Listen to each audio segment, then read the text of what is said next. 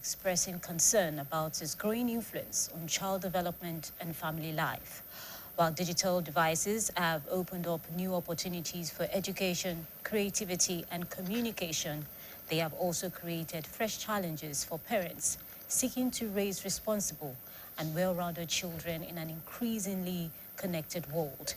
In this special report, Folashade Akintola examines the realities of parenting in the digital age.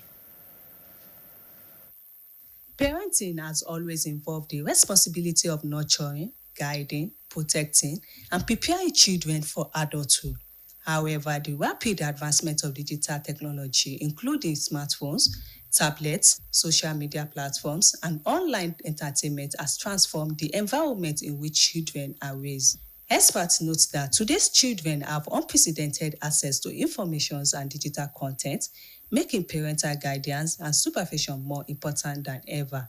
Speaking with BCOS News, child development specialist Dr. Christiana Dane described parenting as a continual process of nurturing, guiding, protecting, and serving as a role model for children from infancy through adulthood.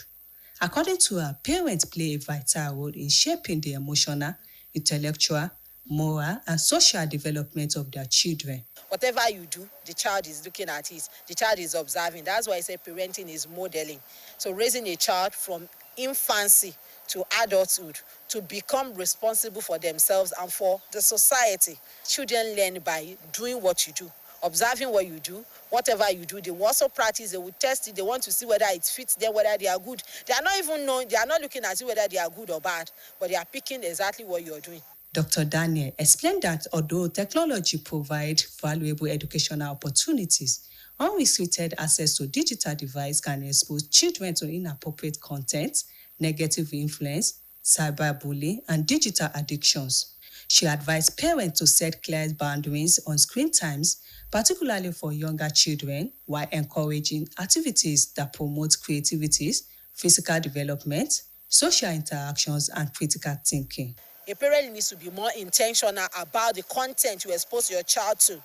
Because either we like it or not, we have the laptop, we have the phone, we have the iPad, and so many parents will say the child is disturbing, and they will just give them an iPad or tab or whatsoever. There's nothing bad in technology, but it should be age appropriate. And for younger children, they don't need some of this screen time. You have to reduce it. And they even said for children below 10, their screen time should not be more than 1 hour. Also speaking with BCOS News, education expert Mrs. Abiodun Kolawole acknowledged the positive impact of technology on learning, communication, and access to information. However, she expressed concern that excessive use of digital devices has contributed to a decline in reading culture and reduced face-to-face interactions among some children. It has in a great way affected the exposure of children, helping them to be able to learn anywhere. It doesn't have to be in the four walls of the school. They could learn at home with their gadgets and all, It has really helped to also increase the learning base. But the negative side for children, it has limited the time for books. You discover that in this era, many people are not reading inclined. They are not ready to read. They are more inclined to the gadgets and opportunity to be online all the time. Mrs. Kolawole stressed the need for stronger collaborations between parents and schools in monitoring and guiding children's use of digital platforms. She further advised parents to remain actively involved in their children's lives and avoid relying on digital devices as substitute for parental care, attentions, and engagement. Their presence with the children will help to guide the child, so the child does not go beyond the limits. There should be parental control in such a way that the children cannot have access to something else while having access to social media. So the school can work hand in hand. Naturally, even in early childhood, parents are expected to work hand in hand with the school to ensure that these children do well. Yes, it is not the responsibility of the parents alone. Neither is it the responsibility of the school alone.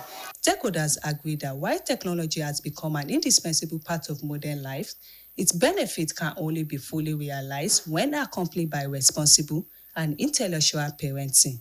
They emphasize that open communications, effective supervisions, discipline, and quality family times remain essential in raising balanced, responsible, and emotionally healthy children in digital era. As technology continues to evolve, experts maintain that parents must remain actively engaged in their children's lives to ensure that digital advancements serve as a tools for growth and development rather than a source of harm. Folashade Akintola, BCOS News. Child rights advocates and non-governmental organizations in Oyo State have called for the immediate and unconditional release of students and teachers abducted in Oriri local government area of the state. The call was made during a press conference tagged Protect Our Children, Secure Our Schools, organized by the Child Protection Network Nigeria, Oyo State chapter, in collaboration with other child-focused organizations. Our reporter, Folashade Akintola, reports. Concerned by the continued captivities of students and teachers abducted in Owerri local government area, stakeholders in child protection and welfare have intensified calls for urgent actions to secure their release. The press conference brought together child rights advocates, orphanage operators, civil society organizations, and other stakeholders committed to promoting the safety and well-being of children. Addressing journalists, the Oyo State Coordinator of Child Protection Network Nigeria, Mrs. Rosemary Odibo, described the incident as a grave threat to child protection and access to education. She stressed that school must remain a safe space where children can learn without fear. Mrs. Odibo, however, commended Governor Seyi Makinde and the federal government delegations for their visit to the affected communities, as well as their assurance and support to the victims' families. We are putting on synergy together and structures to work with the state government, especially the Ministry of Women Affairs and Social Inclusion. We want to work with them to make sure that when they are released by the grace of God, that we join them for social support, just mentioned it, holistic approach to integrate them back to the community, back even to themselves. Representative of the Association of Orphanage and Homes Operators in Nigeria, ASON Oyo State Chapter, the Association for Orphans and Vulnerable Children in Nigeria, Oyo State Chapter, and other partners organizations also appeal for intensified effort to rescue the victims. They urge residents to remain vigilant and security conscious, emphasizing that community involvement is crucial in addressing security challenges and preventing future incidents. Pleading with the government to make sure that these children don't stay too long with these people. You know, the longer you stay, sometimes it has an effect on their mental health. And you know, their children, we don't want them to come back terrified about going back to school or having their normal life again. So we are imploring the Oyo State government and the federal government in general, they should please help us work towards the release of these children. Homes, like I said, an orphanage homes in Oyo State. We have a temporary home for them where they can have immediate care and protection and psychosocial support before we integrate them to the society and to their